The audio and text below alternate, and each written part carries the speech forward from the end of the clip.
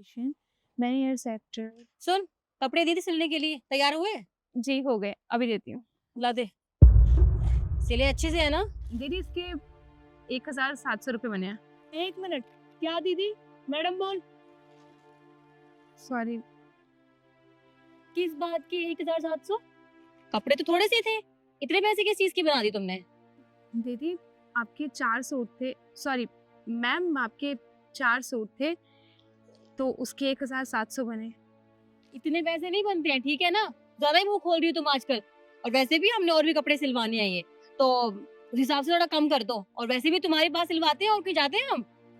दीदी आप तो पहली बार आए थे ना मेरे पास सिलवाने, इससे पहले तो नहीं आए। अरे तो बोल रहे हैं ना आगे के कपड़े तुमसे सिलवाएंगे। वैसे भी हमारे घर में शादी है, हम सारे शादी के कपड़े तुमसे ही सिलवाएंगे।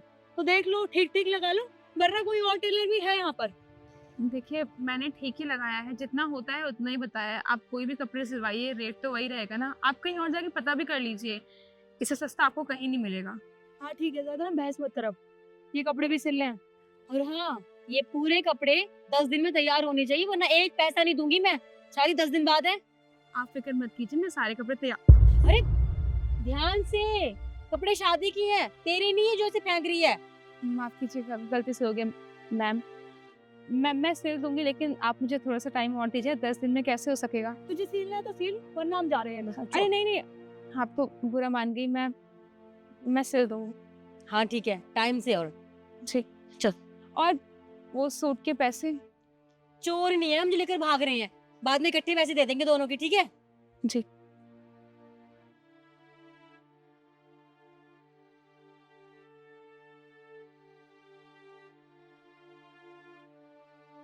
अभी कबार क्या कर रही है? पढ़ाई कर रही थी। हाँ, इसका पढ़ाई का ढोंग नहीं खत्म होता। ये बता, कपड़े सिले कि नहीं सिले? जी सारे कपड़े तैयार कर दिए मैंने, अभी देती हूँ। तैयार कर दिए? शिखा, इसने कैसे कपड़े तैयार कर दिए? तूने तो कहा था इससे नहीं हो पाएंगे।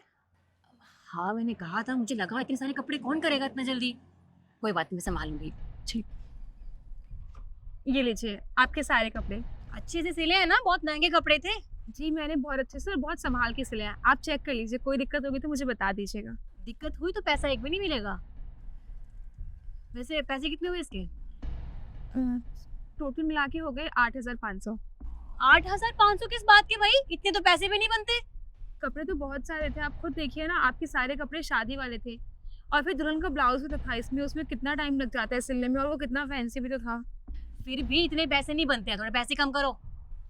देखिए अगर कम होता तो मैं आपको जरूर बोल देती। मैं बिल्कुल जायज पैसे ले रही हूँ, मैं एक भी रुपये ज्यादा नहीं ले रही आपसे। तेरी कोई बात बनती है ना? तो लूट बचा रखी है इसे।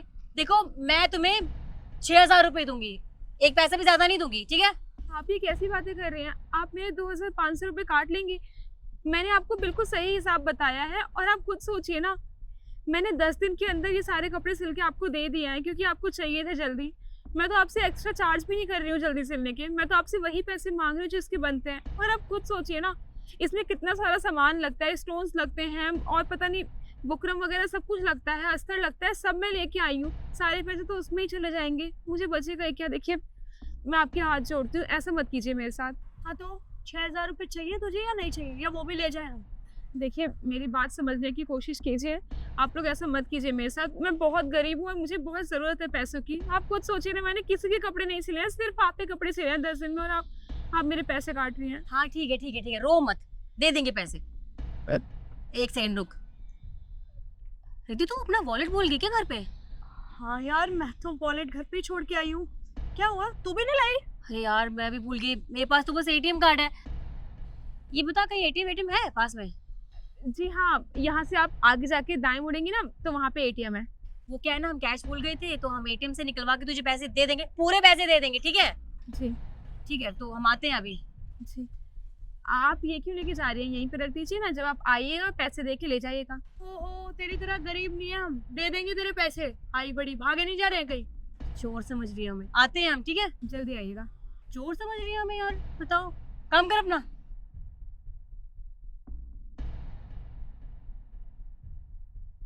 यार रिद्धि, वैसे तो हम वापस नहीं आने वाले, लेकिन इसे हमारा एड्रेस तो नहीं पता घर का, कहीं घर पे आ जाए कल को।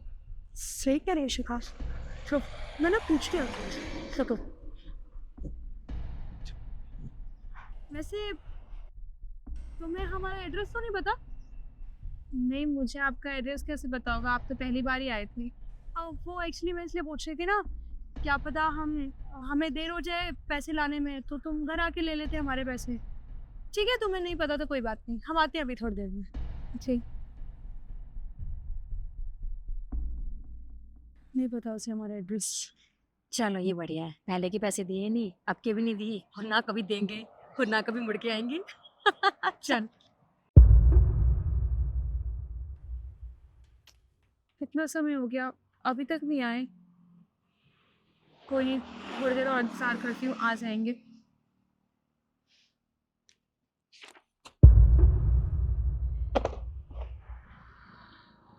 उन्होंने कहा था कि थोड़ी देर में आ जाएंगे और अब तो दुकान बंद करने का समय भी हो गया है, पर वो अभी तक नहीं आए।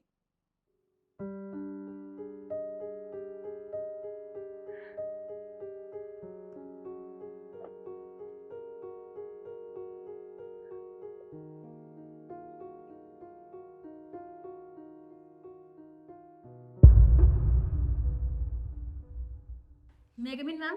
कमेंट।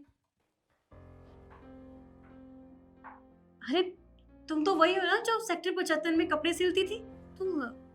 तो इतने बड़े ऑफिस में आपने बाहर बोर्ड पढ़ा होगा, आपको पता होगा कि आप कहाँ आए हैं, तो मुझे लगता है आपको थोड़ी रिस्पेक्टफुली बात करनी चाहिए। मैम बोल के बात कीजिए। Sorry ma'am. टेल मी, क्यों आए आप यहाँ पे? वो एक्चुअली क्या है ना, मेरी बहन ने एक कंपनी में इन्वेस्ट किया था, वो कंपनी फ्रॉड निकली और वो आके चली गई। उनका कुछ पता नहीं चल रहा है। हमने पुलिस में कंप्लेन करी थी लेकिन उन्होंने कुछ भी नहीं किया, तो इसलिए हमें यहाँ आना पड़ा। प्लीज़ आप हमारी मदद करेंगी? By the way, if you don't mind, मैं एक पर्सनल क्वेश्चन पूछ सकती हूँ आपसे? जी। वैसे आपको कब से फर्क पड़ने लग गया किसी ने आपके साथ स्कैम कर दिया तो? क्योंकि आप लोग भी तो यही करते हैं ना, गरीबों के साथ स्कैम करते हैं। जैसे आपने उस दिन मेरे साथ किया था, मुझसे अपने कपड़े भी सिलवा लिए और मुझे पेमेंट भी नहीं की। आपको पता है, मेरे घर में उस दिन राशन नहीं था, क्योंकि मैं 10 दिन से सिर्फ आप लोग के कपड़े सिल रही थी। लेकिन आप लोग को ज़रा भी तरस नहीं आया मेरे ऊपर। आपने ये भी नहीं सोचा कि आप किसी गरीब के हक के पैसे मार रहे हैं और आज आप अपने पैसों के लिए यहाँ पे भीख मांगने आए मुझसे। देखिए प्लीज़, हो सके तो हमें माफ़ कर दीजिए।